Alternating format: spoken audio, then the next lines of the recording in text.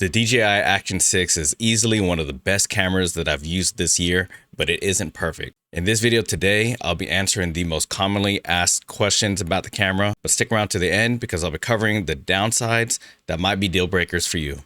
But before we get started, just want to let you know that this is not a sponsored video. I bought this on my own, so this is all based off my own experiences.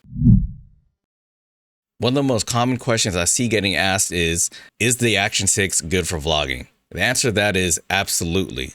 It's super small, it's compact, it's durable, and to be honest, it's easy to learn. One thing that makes the Action 6 really good for vlogging is that out of all the action cameras out there right now, it probably has the best low light capabilities. So if you're planning on vlogging at night or just any place where you don't have the greatest lighting, it's actually one of the better cameras to use. What's the DJI Action 6's battery life like? The official answer is that it can last up to 4 hours if you're shooting at 1080p 24 FPS. The problem is nobody is doing that. When I'm shooting at 4K 30 FPS or 60 FPS, I see that the battery lasts usually 2 to 3 hours. But one of the good things about this camera is it's actually backwards compatible with the other batteries if you have the Action 4 or the Action 5 Pro. What does the square sensor actually do? The square sensor is all about flexibility, and it basically allows you to record once for both vertical and horizontal video. Now, this is essential for someone who posts to multiple platforms like Instagram, TikTok, YouTube Shorts, YouTube Longform, because it's going to save you a whole lot of time. It's super convenient, but one thing that you have to be mindful of is that it's going to take up a ton of space on your micro SD card. So you better have a big micro SD card up in there. Is the Action 6 worth upgrading from the Action 4? Assuming budget is no problem, it's going to depend on two things. Do you care about low light capabilities? And do you like the convenience of the square sensor? Basically, if you need better low light capabilities and if you want to just shoot once, crop twice for both vertical and horizontal video, go with the Action 6.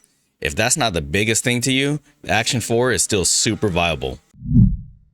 Believe it or not, people have asked me if the DJI Mics work with the DJI Action 6. And to them, I ask, does a bear shit in the woods? Of course they do. What's cool about the Action 6 though is that you can actually connect 2 wireless mics to it instead of just one. So if you're doing some type of podcast or you're just interviewing someone or you just want 2 people to be mic'd up, it's going to work out for you. What accessories should you buy first? That really depends on how you plan on shooting. But there are a few accessories I think could be beneficial for everybody. I'd say you need to get yourself a portable tripod, a wireless mic, and ND filters. Now I'll link all 3 of those for the ones I like below. But I think with those 3 accessories, your vlogging life will be a lot easier and just capturing footage for so many different situations will be way more convenient. Should I get the Action 6 or the Pocket 3? This is where a lot of people get it wrong, and I think they're only looking at image quality. But I got to keep it a buck because budget aside, it really depends on how you plan to shoot. If you're doing outdoors adventures, sports activities, maybe even underwater, then it's pretty obvious you got to get the Action 6 because you're talking about a lot of durability. But if you're talking about head talking videos, you want to have some depth of field, or you just need the ultimate B-roll camera, the answer is easy. Get the Pocket 3. Both cameras have a lot of versatility, but it really depends on how you plan on shooting. Because what you want to do is get the camera that you're actually going to go out and use. Does the Action 6 work with the phone? Like the other DJI Action cameras, this is compatible with the DJI Mimo app. And it's pretty much essential if you want to be able to get some firmware updates. But one thing that's really nice about it is that you can also use this app for some basic editing and use it as a monitor if you're doing some type of talking head video. What's the storage like on the Action 6? It comes with 64 gigabytes of internal storage, but you can only use 50 gigabytes of that, which isn't too much, but it's super convenient anyway. What you're going to need is a micro SD card, and what's cool about the Action 6 is that it could take up to a 1 terabyte micro SD card. Personally, I like using a SanDisk micro SD card, which I'll link down below. This one has proven to be good for me regardless of where I'm at. It could be in super cold conditions, super hot conditions, and I've just never had any issues with it, so it's been reliable. How durable is the Action 6? Well, I've been using it for half a year now, and I'll be honest, I haven't dropped it yet. But I've shot in the rain, I've shot underwater, I've shot in the heat, and I've shot in the cold, and I've had no issues with it. If I do ever come up with some problems, I'll let you guys know ASAP. How's the audio quality from the internal mic? Here's another DJI Action 6 internal mic test.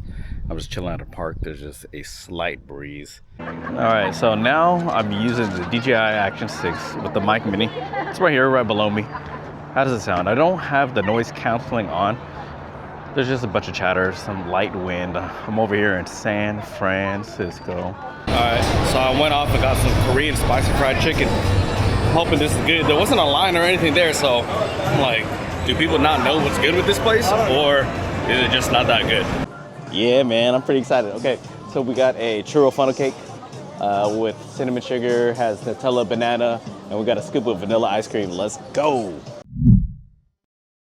Are there any major downsides or things I wish were better about the Action 6? Well, actually, yes, and I gotta start with the price. Because the essential combo on Amazon right now is $426.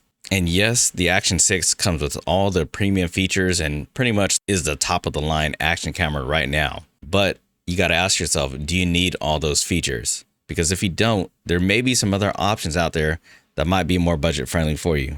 Now, in terms of practical use, I find myself using normal mode a lot of the time. And that's because I don't want to be color grading all the time. And sometimes I just want to record, do some minimal edits and get to posting. And one thing that I noticed with the Action 6 is that its normal mode footage could kind of look a little HDR-ish. There's definitely a little bit of a more DJI digital look to it, whereas on other cameras, you might be able to get more of a natural, more true to your eye look. So because of this, I tend to be shooting on D-Log M with the Action 6 so that I could color grade and edit to make the footage look a little bit more true to life. If you're looking for a camera where you don't have to deal with color grading or editing footage so much, I definitely think the Action 4 is probably one of the best action cameras to shoot in normal mode with. For some reason, I like the footage from there so much that I barely have to edit it. Now, the last drawback that I have for the Action 6 has to deal with the lens. And specifically, I'm talking about the macro lens. I do wish that there was a package that included the macro lens, or it came with even the standard package, because it does kind of suck that it's sold separately. Let me know if I missed anything below and if you still got any questions for this camera.